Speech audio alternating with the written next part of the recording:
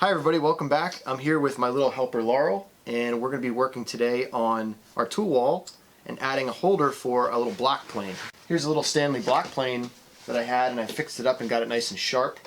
And I want to hang it up here, probably about right here on the tool wall.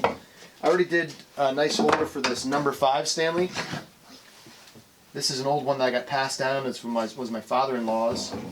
So let me zoom in on this, and you can see this holder here for the number 5 Stanley plane. We're going to do something similar for the block plane, and we're going to put it right above there. So first, Laurel, I think what we need to do is we need to measure that and see how long it is and how wide. So what do you have for the length there, Laurel? You got a length? It looks like it's right there. Okay, so we got 6 1/4? Mm-hmm. 6 1/4? Okay. See the other one we made though? It can be a little longer. It doesn't have to be the exact same length. So maybe we can make it 7 inches. Because look, this one's a little longer. You know, if we look at this one's an extra inch. So yeah, I think we can. We modeled after the other one. Yeah, I think we could do an inch longer. That's great. Maybe an inch longer. Yeah, that would be great because that's about a half an inch on each side. It's wide it is. Okay. 2 inches wide. There's a lot of scrap pieces that we can choose from here. Down below. Take a look there. Have you seen anything down there? This guy. This is kind of maybe a nice piece. This is a piece of cedar. Old deck. No, this is a piece of cedar, western red cedar post. Oh, it looks like our that old deck. I saved from Sam Burrell's house. Yeah, and it does look like our deck. And that's right? what I used the other one. Yeah. We could use this as the backer board. And then we just need, how about this piece down here? That one right there. That looks like a, no, this one. That's a nice one. That's thicker. Yeah. Maybe that could be our backer board. Another piece of that cedar post. For the other one, if we zoom in there, right there, then the inside we did the same thing and we cut it with a router. I routed that out so that it would be about halfway, and that was some old oak I had left over. So I just cut this piece of walnut that was left over from the Cajon box drum build, and it has some really nice colors in it. This is kind of like an edge piece. You can see some of the bark is right here still, but it has some really cool colors in it. We're going to use that and try to carve out our spot for our block plane. So it's going to be something like that. And then I'm going to start from about here. It'll probably end right about here. Just going to trace this.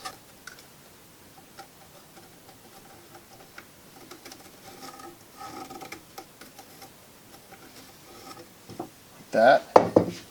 So this is the area you need to cut out right there. Cut that area out. So now I got my areas out where I need to router and get it down to about half the thickness.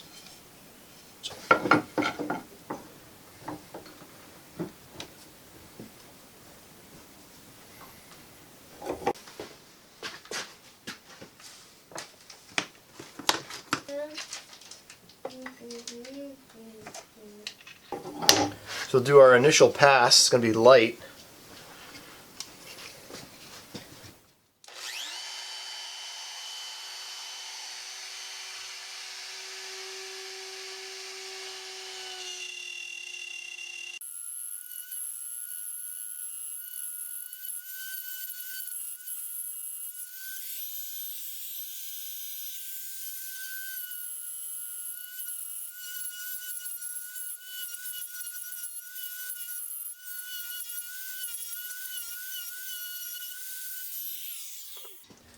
Okay, so I have that routed out, that area, and it's going to slide down from the top, so that's where it's going to be cut off.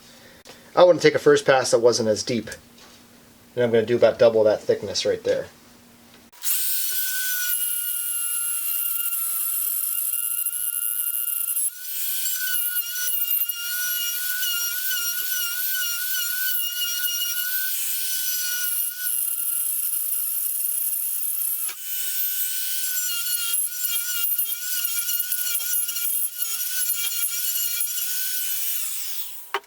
Okay, now I can just cut this off with a saw.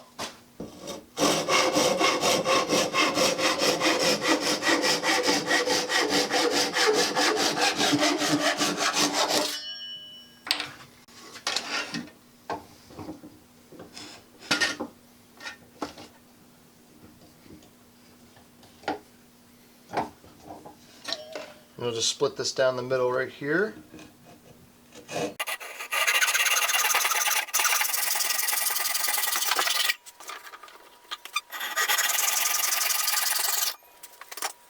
Okay, so now we created that pocket that it's going to slide down into. So we'll just clean it up with a chisel a little bit. It's a whole new world when you have sharp tools, and I can definitely see why people love traditional woodworking when they have nice sharp tools. It really does make it nice. Just going to clean that up a little bit, like that. And then, since this isn't very pretty looking right here, what I'm going to do is I'm going to mimic this curve right here with a pencil.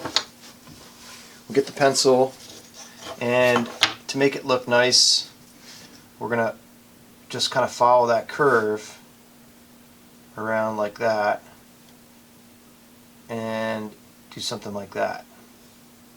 And that will I'll cut out on the bandsaw. So I'll cut that out on the bandsaw next, and then I'll transfer that line over here so they match.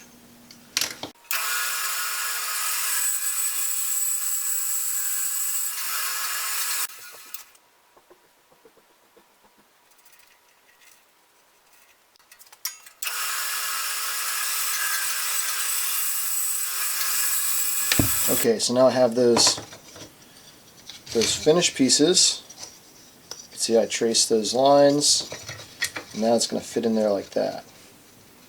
That should work out great.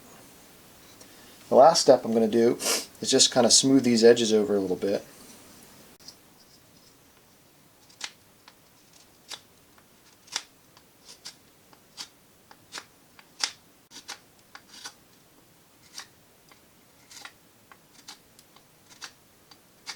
Got to watch the grain direction here when you do this.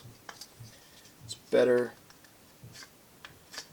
if you run out of grain right here on that curve, it's better to go with that so you don't get tear out. And I'll probably hit it with a little bit of sandpaper just to clean it up. Clean up these edges here. I'll just give them a quick sanding.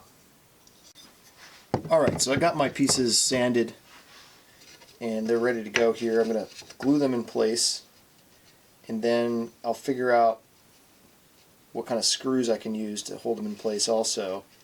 But they're going to go like that, right there, and then this is going to slide in there. So I want to make sure that the fit is good. It doesn't have to be totally tight on either side. You want a little bit of play. If you squeeze it in too tight and glue it, it'll be way too tight taking in and out. So we're going to try that right there. I picked up one of these fancy glue bots. I think it was only $5 online or something. I see some guys making fun of these as, you know, like, why would you pay for a glue bottle? It's very handy. For $5, it's kind of worth it. I like it. Much easier than using the other, just a regular glue bottle that the glue comes in, that's for sure. So I'm just going to put some glue on like that. Should be fine. And we'll get it set up here. I am going to add 2 screws, and I'm going to add these little wood screws here down in there, and I'm going to use this countersink bit first, and then I'll use this drill bit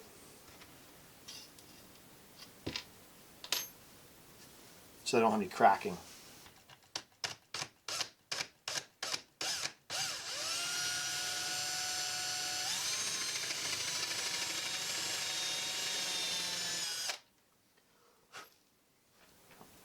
So obviously when you do this, you've got to be very careful.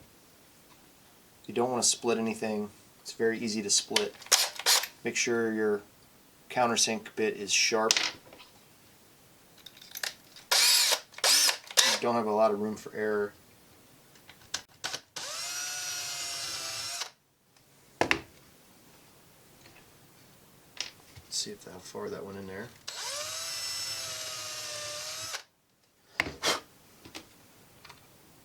if you use an impact driver, go very light on the trigger, little taps.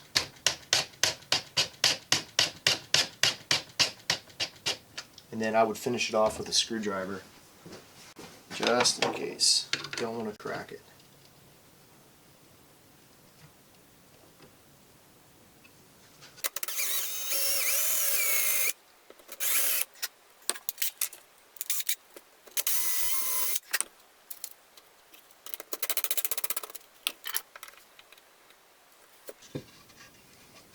So you can see the overhead view of how it slides in there,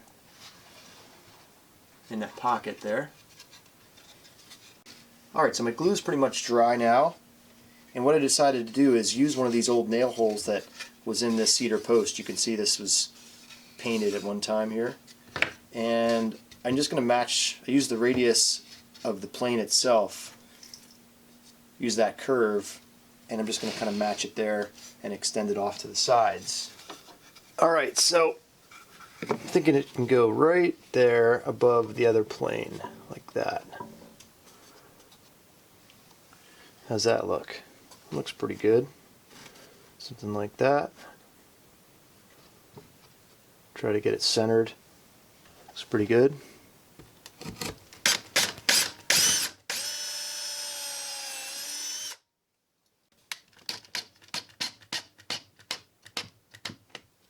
There we go. Get her nice and level.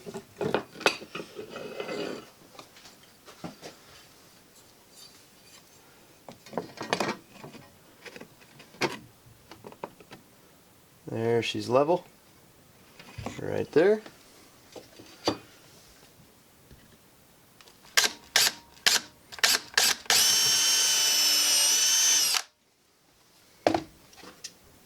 Put our screw in there and we're ready to go.